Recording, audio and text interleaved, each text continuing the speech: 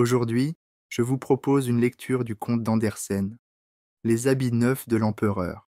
Avant de commencer, merci de vous abonner, de liker et de partager pour aider la chaîne à grandir.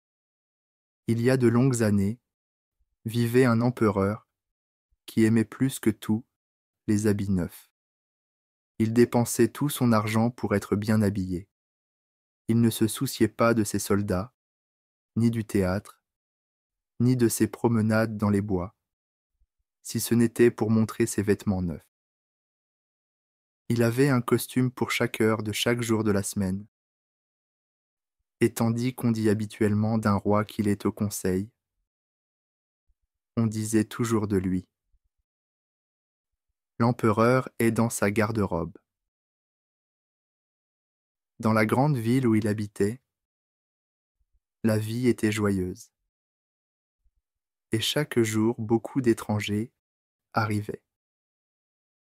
Un jour, arrivèrent deux escrocs qui affirmèrent être tisserands et être capables de pouvoir tisser la plus belle étoffe que l'on pût imaginer. Non seulement les couleurs et le motif seraient exceptionnellement beaux, mais les vêtements qui en seraient confectionnés posséderaient l'étonnante propriété d'être invisibles aux yeux de ceux qui ne convenaient pas à leur fonction ou qui étaient simplement idiots. Ce seraient des vêtements précieux, se dit l'empereur. Si j'en avais de pareils, je pourrais découvrir qui, de mes sujets, ne sied pas à ses fonctions et départager les intelligents des imbéciles. Je dois sur-le-champ me faire tisser cette étoffe. Il donna aux deux escrocs une avance sur leur travail, et ceux-ci se mirent à l'ouvrage. Ils installèrent deux métiers à tisser, mais ils firent semblant de travailler, car il n'y avait absolument aucun fil sur le métier. Ils demandèrent la soie la plus fine et l'or le plus précieux qu'ils prirent pour eux, et restèrent sur leur métier vide jusqu'à bien tard dans la nuit. Je voudrais bien savoir où ils en sont avec l'étoffe, se dit l'empereur. Mais il se sentait mal à l'aise à l'idée qu'elle soit invisible aux yeux de ceux qui sont sots ou mal dans leurs fonctions. Il se dit qu'il n'avait rien à craindre pour lui-même, mais préféra dépêcher quelqu'un d'autre pour voir comment cela se passait. Chacun dans la ville connaissait les qualités exceptionnelles de l'étoffe, et tous étaient avides de savoir combien leurs voisins étaient inaptes ou idiots. Je vais envoyer mon vieux et honnête ministre auprès des tisserands, se dit l'empereur. Il est le mieux à même de juger de l'allure de l'étoffe. Il est d'une grande intelligence et personne ne fait mieux son travail que lui. Le vieux et bon ministre alla donc dans l'atelier où les deux escrocs étaient assis, travaillant sur leur métier vide.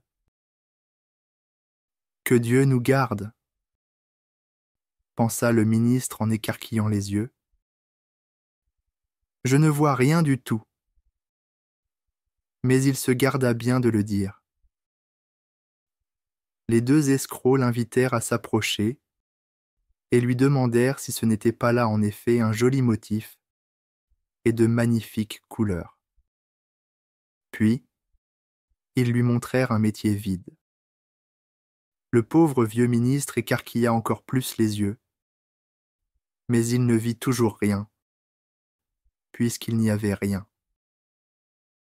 Mon Dieu, pensa-t-il, serais-je sot? Je ne l'aurais jamais cru, et personne ne devrait le savoir. Serais-je inapte à mon travail? Non. Il ne faut pas que je raconte que je ne peux pas voir l'étoffe. Eh bien, qu'en dites-vous? Oh, c'est ravissant, tout ce qu'il y a de plus joli, répondit le vieux ministre en regardant au travers de ses lunettes. Ce motif et ses couleurs. Je ne manquerai pas de dire à l'empereur que tout cela me plaît beaucoup. Nous nous en réjouissons, dirent les deux tisserands. Puis, ils nommèrent les couleurs et discutèrent du motif. Le vieux ministre écouta attentivement, afin de pouvoir lui-même en parler lorsqu'il serait de retour auprès de l'empereur. Et c'est ce qu'il fit. Les deux escrocs exigèrent encore plus d'argent, plus de soie et plus d'or pour leur tissage. Ils mettaient tout dans leurs poches et rien sur les métiers. Mais ils continuèrent, comme ils l'avaient fait jusqu'ici, à faire semblant de travailler. L'empereur envoya bientôt un autre honnête fonctionnaire pour voir où en était le travail et quand l'étoffe serait bientôt prête. Il arriva à cet homme ce qui était arrivé au ministre. Il regarda et regarda encore. Mais comme il n'y avait rien sur le métier, il ne put rien y voir. N'est-ce pas là un magnifique morceau d'étoffe? Lui demandèrent les deux escrocs, en lui montrant et lui expliquant les splendides motifs qui n'existaient tout simplement pas. Je ne suis pas sot, se dit le fonctionnaire. Ce serait donc que je ne conviens pas à mes fonctions. Ce serait plutôt étrange, mais je ne dois pas le laisser paraître. Et il fit l'éloge de l'étoffe, qu'il n'avait pas vue, puis il exprima la joie que lui procuraient les couleurs et le merveilleux motif. Oui, c'est tout à fait merveilleux, dit-il à l'empereur. Dans la ville, tout le monde parlait de la magnifique étoffe, et l'empereur voulut la voir de ses propres yeux, tandis qu'elle se trouvait encore sur le métier. Accompagné de toute une foule de dignitaires, dont le ministre et le fonctionnaire, il alla chez les deux escrocs, lesquels s'affairaient à tisser sans le moindre fil. N'est-ce pas magnifique? Dirent les deux fonctionnaires qui étaient déjà venus. Que votre majesté admire les motifs et les couleurs. Puis, ils montrèrent du doigt un métier vide, s'imaginant que les autres pouvaient y voir quelque chose. Comment? Pensa l'empereur. Mais je ne vois rien. C'est affreux. Serais-je sot? Ne serais-je pas fait pour être empereur? Ce serait bien la chose la plus terrible qui puisse jamais m'arriver. Magnifique, ravissant, parfait, dit-il finalement. Je donne ma plus haute approbation. Il hocha la tête en signe de satisfaction et contempla le métier vide. Mais il se garda bien de dire qu'il ne voyait rien. Tous les membres de la suite qui l'avaient accompagné regardèrent et regardèrent encore. Mais comme pour tous les autres, rien ne leur apparut, et tous dirent comme l'empereur, « C'est véritablement très beau. » Puis, ils conseillèrent à l'empereur de porter ces magnifiques vêtements pour la première fois à l'occasion d'une grande fête qui devrait avoir lieu très bientôt. Merveilleux était le mot que l'on entendait sur toutes les lèvres, et tous semblaient se réjouir. La nuit qui précéda le matin de la fête, les escrocs restèrent à travailler avec 16 chandelles. Tous les gens pouvaient se rendre compte du mal qu'ils se donnaient pour terminer les habits de l'empereur. Les tisserands firent semblant d'enlever l'étoffe de sur le métier, coupèrent dans l'air avec de gros ciseaux, cousirent avec des aiguilles sans fil et dirent finalement : « Voyez, les habits neufs de l'empereur sont à présent terminés.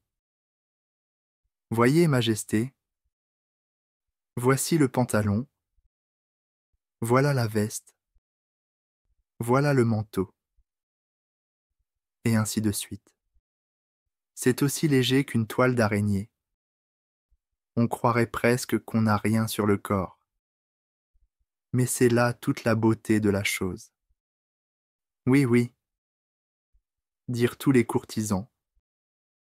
Mais ils ne pouvaient rien voir, puisqu'il n'y avait rien. Votre Majesté impériale veut-elle avoir l'insigne bonté d'ôter ses vêtements, afin que nous puissions lui mettre les nouveaux, là, devant le grand miroir. L'empereur enleva tous ses beaux vêtements, et les escrocs firent comme s'il lui enfilait chacune des pièces du nouvel habit, qui, apparemment, venait tout juste d'être cousu. L'empereur se tourna et se retourna devant le miroir. « Dieu, comme cela vous va bien. Quel dessin, quelle couleur !» s'exclamait tout le monde. Ceux qui doivent porter le dais au-dessus de votre Majesté, ouvrant la procession, sont arrivés, dit le maître des cérémonies. Je suis prêt, dit l'empereur. Est-ce que cela ne me va pas bien ? Et il se tourna encore une fois devant le miroir, car il devait faire semblant de bien contempler son costume. Les chambellans qui devaient porter la traîne du manteau de cour tâtonnaient de leurs mains le parquet, faisant semblant d'attraper et de soulever la traîne. Ils allèrent et firent comme s'ils tenaient quelque chose dans les airs. Ils ne voulaient pas risquer que l'on remarquât qu'ils ne pouvaient rien voir. C'est ainsi que l'empereur marchait devant la procession sous le magnifique dais. Et tous ceux qui se trouvaient dans la rue ou à leurs fenêtres disaient : « Les habits neufs de l'empereur sont admirables. Quel manteau avec traîne de toute beauté, comme elle s'étale avec splendeur. » Personne ne voulait laisser paraître qu'il ne voyait rien, puisque cela aurait montré qu'il était incapable dans sa fonction ou simplement un sot. Aucun habit neuf de l'empereur n'avait connu un tel succès. « Mais il n'a pas d'habit du tout !» criait un petit enfant dans la foule. « Entendez la voix de l'innocence !» dit le père. Et chacun murmura à son voisin ce que l'enfant avait dit. Puis la foule entière se mit à crier : « Mais il n'a pas d'habit du tout !» L'empereur frissonna, car il lui semblait bien que le peuple avait raison. Mais il se dit : « Maintenant, je dois tenir bon jusqu'à la fin de la procession. » Et le cortège poursuivit sa route et les chambellans continuèrent de porter la traîne, qui n'existait pas.